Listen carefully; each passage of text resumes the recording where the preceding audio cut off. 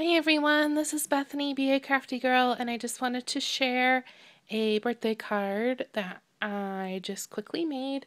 I used pattern paper from the Fly Kite collection from Lime Twist from My Mind's Eye, and then I used my new Hero Arts cloud stamp, and then I used the Everyday Button Bits stamp set to do the little hot air balloon baskets, and then I used paper tray ink buttons to put on the little balloon part of the hot air balloon. And then the sentiment is from the Everyday Button Bits from Paper Tray Ink as well. And then I used my Memento ink little ink pads for all the different colors of ink. The background paper is Craft from Paper Tray Ink as well as this little ribbon.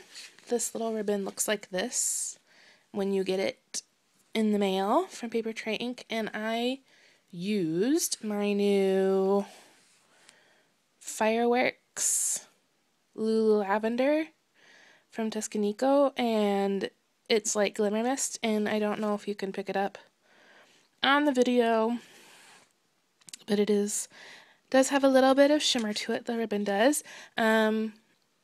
I used this color of the ribbon in my last video that I had made cards. I had used the Tim Holtz Distress Stain that I have, and I have to say I like the way the Distress Stain out comes better. This one, even though it looks very pretty, and I do like the way it came out, but to actually work with it was a little tough because after I heat set it, it almost became crunchy almost. It wasn't, you know how ribbon normally flows. It was kind of stiff. But I do like the color that it turned out, and I don't have a color like this in Distress Stain yet. So that's what I used to color the little ribbon. And this little ribbon from Paper Tray Ink is the 1/8 inch silk ribbon. It comes on a spool.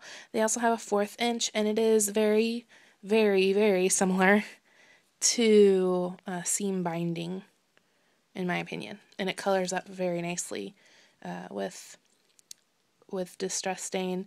And I mean, this worked too. It just came out a little crunchy. And then on the inside, I used the Movers and Shapers Sentiments set from Paper Tray Ink. They have a separate happy and a separate birthday. So I did them in 2 different colors of ink, and then I used Nestability's oval and Nestability's scalloped oval to cut that out and then put it on. And then on the back, I just did my Uniquely Handmade by stamp. And that's it. I think the longest part was the deciding how I wanted this panel on, if I wanted the pattern paper to go all the way across the page, if I wanted there to be pattern paper on it. The whole layout was kind of, because I didn't expect it to be, I should have measured it, I guess. I didn't expect the clouds to be quite so long. So if you're thinking about that, another cute way to do this cloud would be to cut it and stamp it and then cut it in half, so you'd have 2 squares, and then do the orientation this way, and then have a square, and then fill them with hot air balloons or birds or whatever you'd like. Oh, and then the sentiment, I used my word window punch from Stampin' Up, but it was too short. So what I did is I punched one out and then traced around the sentiment and then inked it up after I'd cut it out with scissors.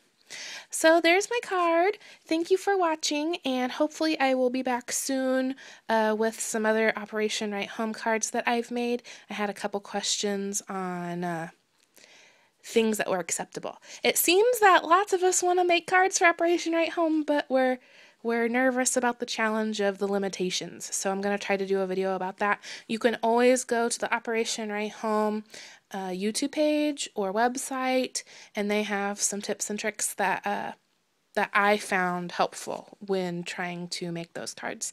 So thank you for watching, and stay tuned for more cards later. Bye!